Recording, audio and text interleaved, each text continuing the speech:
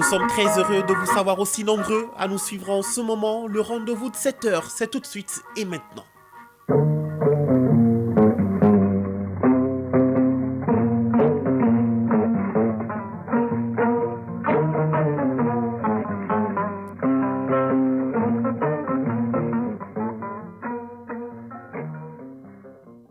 Le journal Moussa Papa Aïdara. Rendre la capitale malienne plus salubre, c'est l'ambition de PMU Mali qui, à l'occasion de ses 30 ans, offre 3 véhicules à la délégation spéciale du district afin de mieux prendre soin de l'environnement de Bamako. Dans l'actualité, le Burkina et le Ghana renforcent leur coopération bilatérale, surtout dans la lutte contre le terrorisme. Le ministre de la Sécurité du Ghana, à la tête d'une forte délégation, est en visite d'amitié et de coopération à Ouagadougou. Dans la chronique judiciaire, Garibou Pérou passe à la loupe ce jeudi. Le principe de la jurisprudence, ce mot fréquemment utilisé par les professionnels de la justice, mais le terme reste un peu flou pour le commun des mortels, à suivre en fin de journal.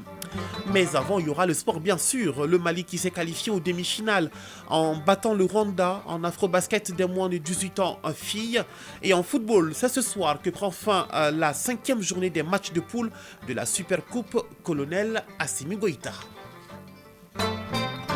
Mesdames, Messieurs, bonjour et bienvenue à cette édition. La délégation spéciale du district de Bamako est l'heureuse bénéficiaire de 3 camionnettes.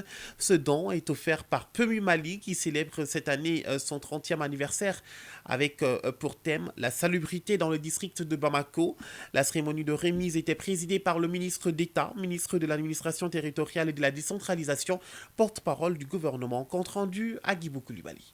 Bamako, la capitale malienne, avec près de 3 millions d'habitants, fait face à de sérieux défis en matière d'assainissement et de gestion des déchets. En 2023-2024, la ville a produit environ 3 millions de mètres cubes de déchets solides, dont seulement plus d'1,5 million de mètres cubes ont été évacués, soit un taux d'évacuation de 60%. C'est dans ce contexte que PMU Mali, à l'occasion de son anniversaire, célébré sous le thème « La salubrité dans le district de Bamako », a offert 3 camionnettes à la délégation spéciale de la mairie du district. Cet appui en matériel vient à point nommé pour alléger le fardeau des autorités municipales en matière de gestion des ordures. Fassiri Doumbia, directeur de PMU Mali. À travers Bamako, depuis un certain temps, nous constatons qu'il y a quand même un gros effort d'assainissement à travers toute la ville. Nous avons donc jugé nécessaire de porter notre petite pierre avec l'accord bien sûr de notre tutelle, le ministère de l'économie et des finances.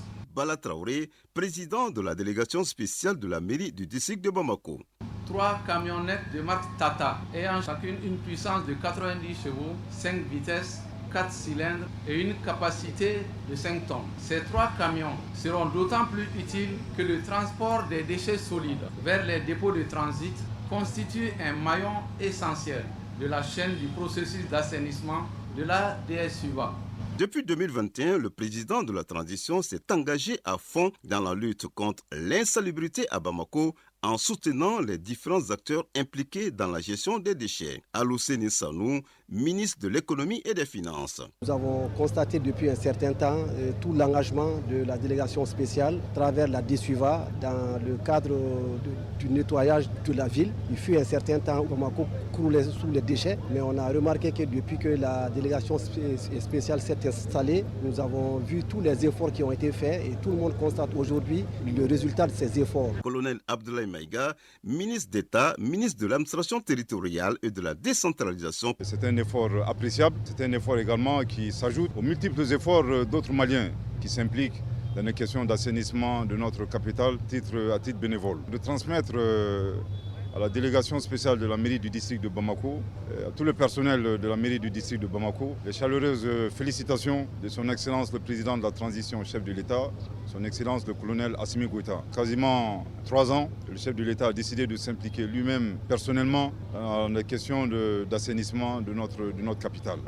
C'est un début. Je pense que ce que le Mali vient de faire, c'est un message à l'endroit de tous les Bamakois que nous invitons à plus d'implication, plus d'abnégation, à s'intéresser aux questions de salubrité. Je pense que la situation récente des inondations est venue nous le rappeler qu'il faut beaucoup plus d'efforts, beaucoup plus d'abnégation. Et je pense que dans les mois à venir, nous nous attellerons bien entendu à relever ce défi.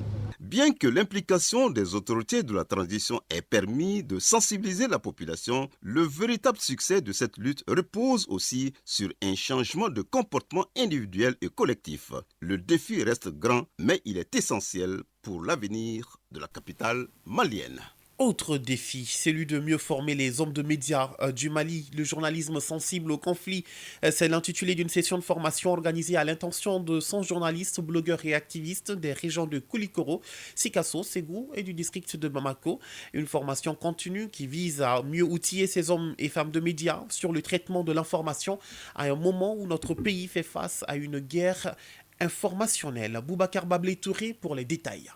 Dans un monde où la désinformation, les fake news ou encore la guerre informationnelle prennent le dessus sur la bonne, la vraie information, la formation des acteurs du domaine s'avère plus que nécessaire.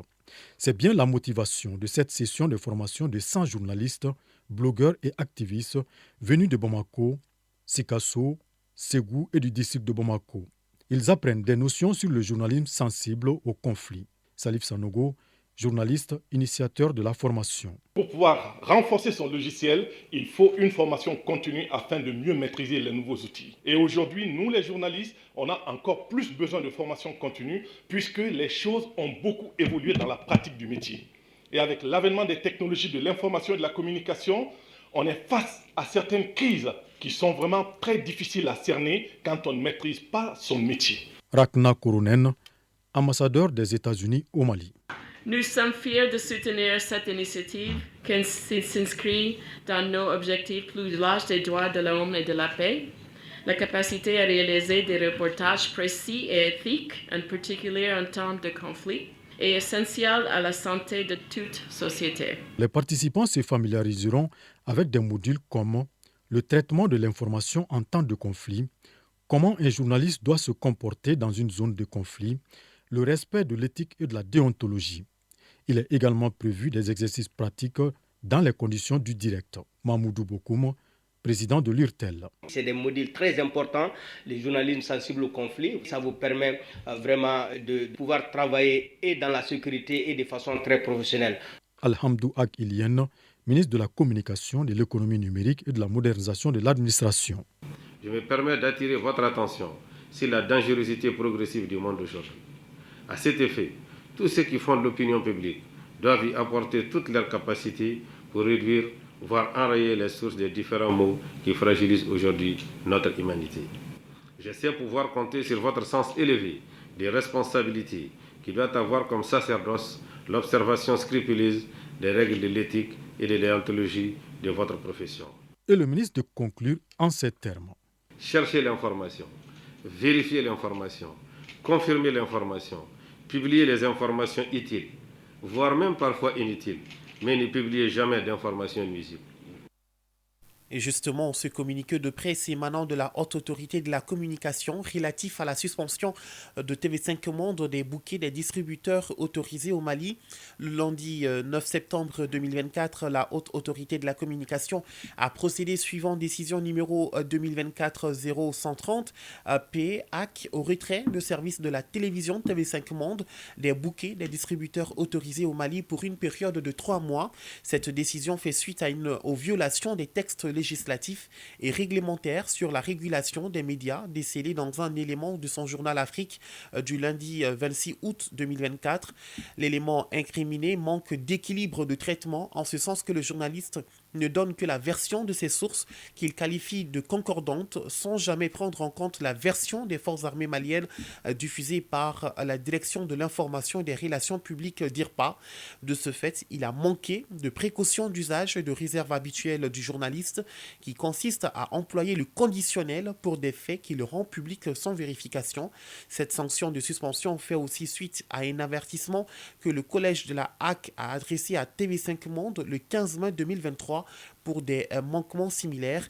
Au regard de tout ce qui précède, le collège de la HAC a constaté et sanctionner ces manquements conformément au décret 2016-06-26 du 25 août 2016 déterminant les conditions de mise en œuvre des sanctions non pénales prononcées par la HAC, signé le président Gaoussou Koulibaly.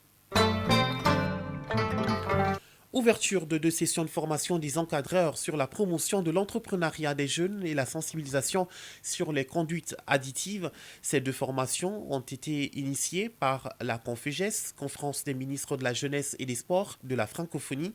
La dite cérémonie était présidée par le ministre de la Jeunesse et des Sports chargé de l'instruction civique et de la construction citoyenne, Ibrahim Kaoukonate. Renforcer les capacités des cadres et agents des services du ministère en charge de la jeunesse et des sports sur les outils du programme de la promotion de l'entrepreneuriat des jeunes et sensibiliser les membres des associations et organisations œuvrant dans la lutte contre les stupéfiants sur les dangers liés à la drogue. Ce sont là les objectifs visés par cette session de formation. Youssouf Savadogo, dit Oxmo, artiste, expert de la CONFEJES. Moi-même étant un ancien consommateur, aujourd'hui j'ai depuis 17 ans au Burkina Faso initié une activité appelée Oskimotu, Jeunes propres sans drogue. L'objectif c'est de sensibiliser les jeunes sur les méfaits de la consommation de la drogue de toutes ses formes. L'emploi des jeunes est un sujet de préoccupation majeure pour les pays membres de la CONFEJES, ainsi que la consommation des stupéfiants qui constitue un problème de santé publique. Ibrahim Kalossi, représentant de la secrétaire générale de la CONFEJES. La problématique de l'emploi des jeunes est un sujet très complexe qui affecte la majeure partie des pays de la CONFEJES.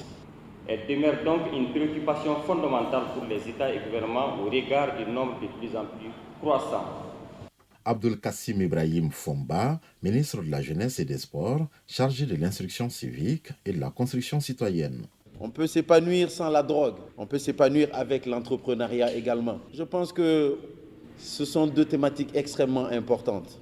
Pendant 4 jours, les cadres et agents des services du département de la jeunesse et des sports seront dotés des outils du programme de promotion de l'entrepreneuriat des jeunes et sensibilisés sur la lutte contre la toxicomanie.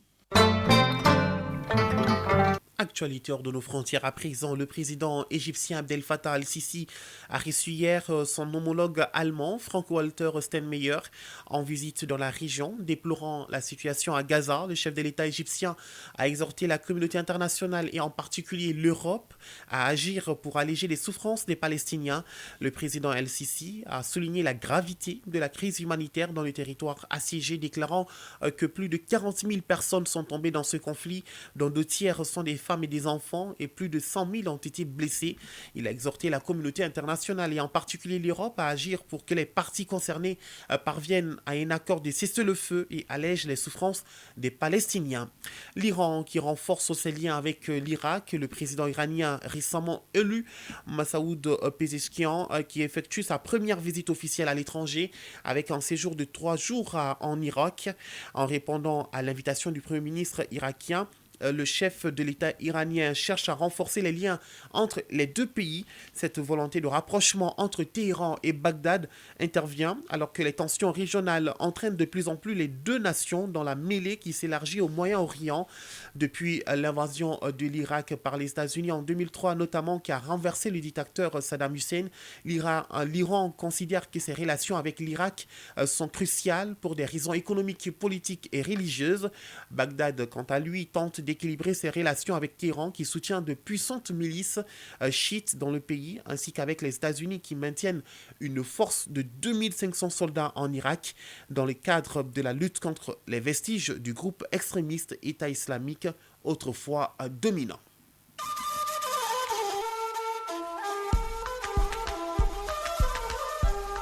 AES Actualité.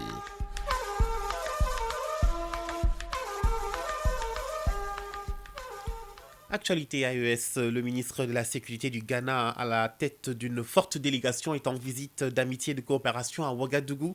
Une visite qui vise à renforcer la coopération bilatérale entre le Ghana et le Burkina, surtout dans le domaine de lutte contre le terrorisme. Le ministre ghanéen se réjouit déjà de la qualité des relations entre les 2 pays. La correspondance de Boukari Kinda de la radio du Burkina. La rencontre du ministre de la Sécurité ghanéenne avec les autorités burkinabées permettra de renforcer les liens de coopération entre les 2 pays. Le ministre a salué la bonne collaboration et s'engage à accompagner les autorités burkinabées à lutter contre le terrorisme. Albert Kandapa. Our belief, terrorist attack in Burkina Faso, there in fact has been a terrorist attack. que à chaque fois qu'il y a un événement, un incident de la terroriste, Burkina Faso, ça affecte le Ghana également. Et dans les sens, je pense que la maison de nos voisins brûle pour savoir que le tien aussi, la tienne également peut prendre feu comme prier. Monsieur le Président, au Ghana, le Ghana doit surtout faire la stabilité en fait des pays voisins et principalement au Burkina Faso. Le ministre en charge des Affaires étrangères a saisi l'occasion pour exprimer sa gratitude à l'endroit des autorités ghanéennes pour la gestion des déplacés burkinabés sur le sol ghanéen. Jean-Marie Karamoko Traoré. C'est l'occasion pour moi de vous réitérer notre gratitude pour tous les efforts consentis par le Ghana dans le cadre donc de l'accueil et de la gestion de nos compatriotes qui, du fait de l'insécurité, ont dû se retrouver sur le territoire ghanéen, mais aussi sur la bonne coopération entre nos institutions transfrontalières. Ce sont des témoignages qui ne peuvent nous laisser indifférents et qui nous imposent de vous dire toute notre satisfaction. La délégation ghanéenne s'entretiendra également avec le chef de l'État, le capitaine Ibrahim Traoré. Niger, la ministre de l'Action humanitaire et de la gestion des catastrophes a terminé sa mission dans la région de Zinder après la présentation des condoléances et compassion aux familles des victimes des inondations. La ministre Assalouane Ouandarama a rassuré de l'appui de l'État en vivres mis à la disposition des sinistrés. Compte rendu Mato Touranki. 72 heures d'intenses activités ponctuées par des visites terrain et rencontres avec les personnes sinistrées, le tout pour mesurer l'ampleur des dégâts des récentes inondations. À cette rencontre, le colonel Issouf Labo a témoigné la reconnaissance des populations aux plus hautes autorités pour leurs efforts dans la lutte contre les inondations. Et c'est pourquoi Aïssa Lawan Wandrama a rappelé qu'à chacune de ces étapes, nous avons transmis les salutations et la compassion de son Excellence le général de brigade Abdurrahman Chani et de son Excellence Ali Mohamed Lamine Zen, Premier ministre, ministre de l'économie et des finances, et aussi au nom du gouvernement. Même si l'ampleur réelle de la catastrophe reste encore à déterminer pour mieux apporter une réponse adaptée, la ministre a salué le courage des sinistrés qui ont montré une grande résilience pour surmonter cette épreuve.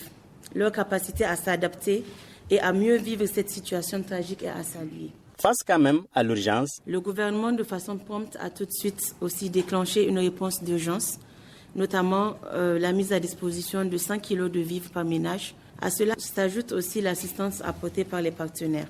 En plus, nous avons officiellement remis au gouverneur de la région 10 tonnes de riz et 311 cartons de pâtes alimentaires. Cet appui vient renforcer la réponse aux inondations dans la région de Zinder.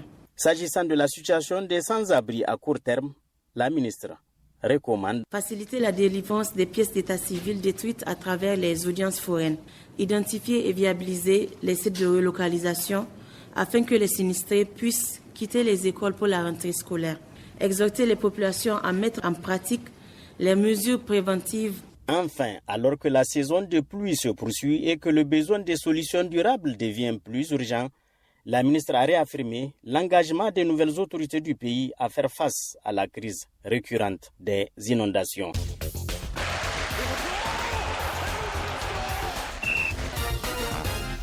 Du sport à présent, Afro-Basket des moins de 18 ans filles. Le Mali s'est qualifié en demi-finale en battant le Rwanda.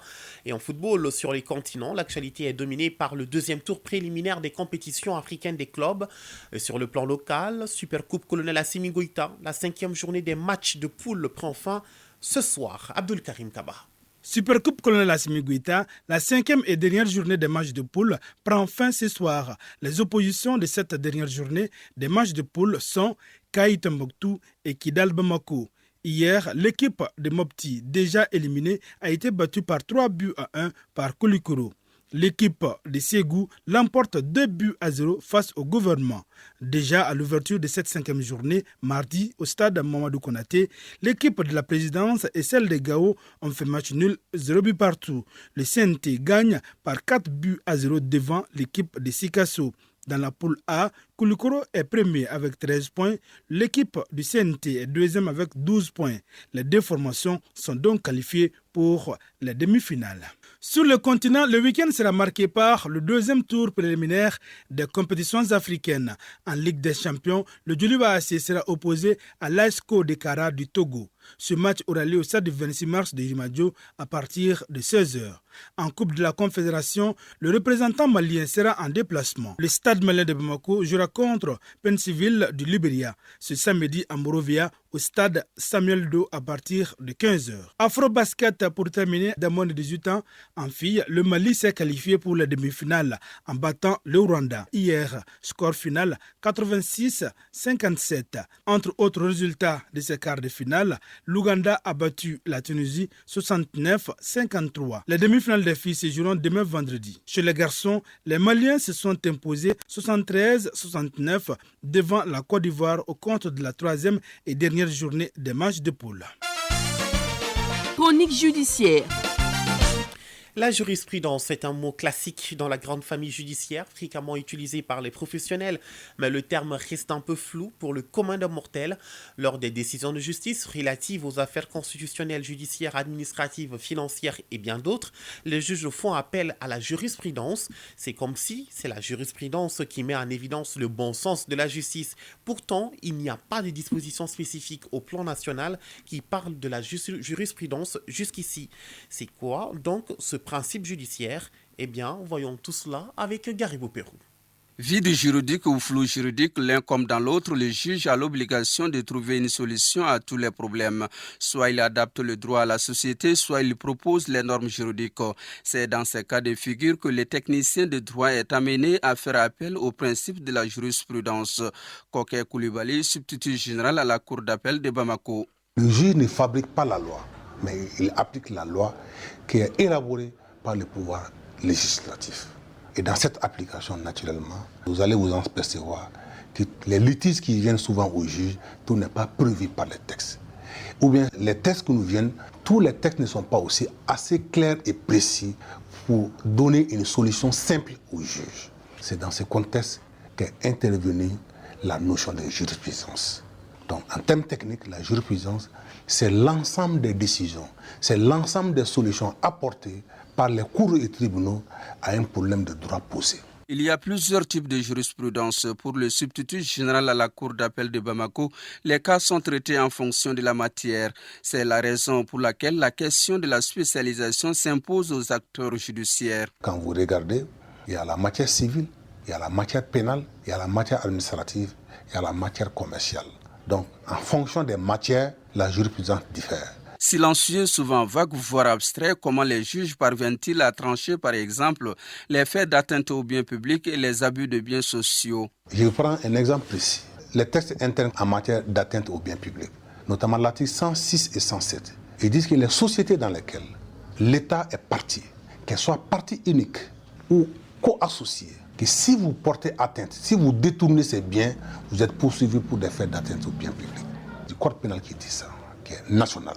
Mais de l'autre côté, nous avons le texte communautaire, l'OADA. Et ce texte dit qu'une fois que vous portez atteinte, une fois que vous détournez, vous faites un usage contraire de ces biens à l'intérêt de la société, que vous faites ce qu'on appelle un abus de biens social ou abus de biens sociaux. Et l'abus de biens sociaux est puni, quels que soient les montants, est puni, je crois, d'1 an à 3 ans.